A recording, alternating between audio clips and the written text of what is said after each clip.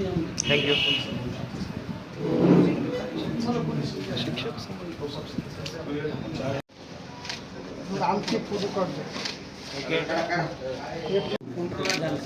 ते जीवन लागेल. ओके चला. चला लगेच नेक्स्ट. दिडीकर साहेब या.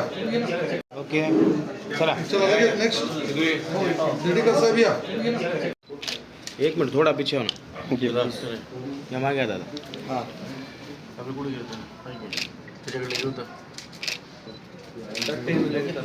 मी नांदेडमध्ये एका संस्थेच्या कार्यक्रमाच्या निमित्तानं आला असताना माझ्या पक्षाचं आणि माझं धोरण आहे की आल्यानंतर आपल्या पक्ष कार्यालयामध्ये गेलं पाहिजे. काल ही मंडळी शीत घोगरे आणि त्यांचे मित्र भेटले. त्यानिमित्तानं मी कार्यालयाला भेट दिली. कार्यकर्त्याला ताकद द्यायचं असेल, बळ द्यायचं असेल तर आपल्याला कार्यकर्त्याला हितगुज करावं लागेल, त्यांच्याकडे जावं लागेल.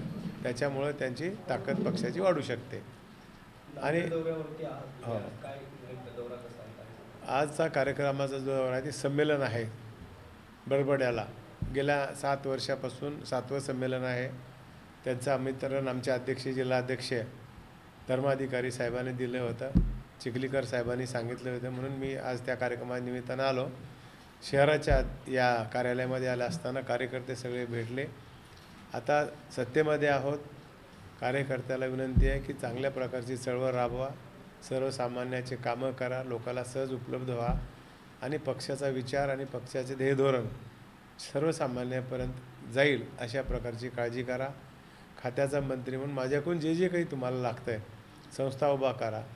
राजकारण म्हणजे केवळ घरावर तुळशीपत्र ठेवून होत नाही. आपला संसार बी चांगला असला पाहिजे, आपले उत्पन्न देखील चांगलं असलं पाहिजे आणि ते करत करत आपण राजकारणामध्ये यावं. चांगल्या लोकांची पक्षाला देखील गरज आहे. म्हणून चांगले जे लोक आहेत, दादानी कालही सांगितलं होतं आणि आम्ही त्याच पद्धतीनं आमचा पक्ष आणि आम्ही काम करत आहोत. सच्च्या कार्यकर्त्याला बळ देण्याचं काम माझा पक्ष आणि आम्ही मिळून करूत. आणि कार्यकर्त्याला या ठिकाणी ऑफिसमध्ये आल्यानंतर खूप चांगलं वाटलं मला. या ठिकाणी घोगरे त्यांची टीम, सर्व सेलचे पदाधिकारी या ठिकाणी आमचा सत्कार केला, त्याबद्दल आभार मानतो. आणि जिथं काही गरज पडली तिथं मला सांगा, मी तुमच्यासोबत आहे. भविष्याच्या काळामध्ये जिल्हा परिषद आणि महानगरपालिकेच्या निवडणुका लागणार. त्यावेळेचं धोरण जे ठरल, अगोदर नेते ठरवतील, पुन्हा मग जिल्हा ठरेल आणि त्याप्रमाणे आपण काम करू. 2 दिवसापूर्वी अशोक चव्हाण यांनी भाजप कार्यकर्त्यांची बैठक घेतली. त्यावेळी अशोक चव्हाण म्हणाले की नांदेड जिल्ह्यामध्ये भाजपची ताकद जास्त आहे आणि एकंदरीत त्यांनी पदाधिकाऱ्यांना असे संकेत दिले की सोबळाचा नारा आपण अवलंबू शकतो. हो का? कोण काय म्हणले त्याला आम्हाला उत्तर द्यायचं नाही, आमचं काम नाही. आपलं राज्यामध्ये महायुती आहे. महायुतीचं धोरण काय ठरतं आहे त्याप्रमाणे करू. समजा मागं जसं सांगितले किंवा तुम्हाला जिल्ह्याच्या परिस्थितीत तुम्हाला युती करायची आहे का सोबळ लढायची आहे, त्यावेळेसचं चित्र काय घडतं आहे त्याप्रमाणे करू. आज असं म्हणून काही बी जमणार नाही ना.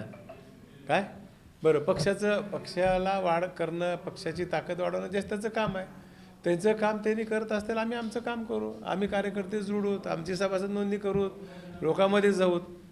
लोकांचा रेटाच असा झाला पाहिजे की ह्या कार्यकर्त्याला उमेदवारी द्या, तोच माणूस निवडून येत आहे आणि तशा पद्धतीने आपण काम करू. संतोष देशमुख आणि सोमनाथ सूर्यवंशी यांच्या कुटुंबियांना न्याय मिळावा म्हणून राज्यभर मोर्चे काढले जातात. सरकार गांभीर्याने घेत आहे का? हां, निश्चित घटना ती दुर्दैवी आहे. कारण आमच्या नेत्यांनी, राज्याच्या मुख्यमंत्र्यांनी त्याच्यावर बोललेलं आहे, भाष्य केलेलं आहे. मी करावं अशातलं काही नाही, पण त्यांनी सगळ्या चौकशा, CID चौकशी, SIT चौकशी, सगळी यंत्रणा कामाला लावलेली आहे. जे झालं ते चांगलं झालं नाही, दुर्दैवी आहे. आणि ज्याच्या जर कोणी अडचण असेल, सापडलं तर त्याच्यावर निश्चितपणे ॲक्शन घेणार आहे. सरकारने, दादानी सांगितले ना अशा प्रकारचं. बीडचे पालकमंत्री अजितदादा झालेत. संतोष देशमुख हत्या प्रकरणी सविस्तर आता हे होईल का, चौकशी होईल का त्याची? आता बघा, दादा पालकमंत्री झालेत म्हणून तर होणार आहेत, पण अगोदर देखील चौकशी व्यवस्थितच सरकार करणार आहे. आणि दादाने ठणकावून सांगितलं ना, चांगल्या प्रकारची चौकशी करा. त्या कुटुंबाच्या सोबत आहेत. त्या मुलाबाळाचं काही शिक्षणाची व्यवस्था असेल तर दादा म्हणले आम्ही करूत. आणि म्हणून ह्या पद्धतीनं आपलं काम चालू आहे. दादाने बोलले, नेत्याने बोलल्यावर आम्ही बोलायचं, असं काही वेगळं नाही बेटा. सत्ताधारी व विरोधक यांच्याकडून आमदार धनंजय मुंडे यांचा सातत्यानं राजीनामा मागितला जातोय, याबद्दल काय म्हणताय? नाही बघा, विरोधकाला आता दुसरं काही विषय राहिला नाही म्हणून त्याने काहीतरी लोकाला एक दिशा द्यायचं काम किंवा तिकडं डायव्हर्ट करायचं काम करतात. नेते सक्षम आहेत, त्यांचा संबंध असला तर त्याच्यावर नेते कारवाई करतील ना.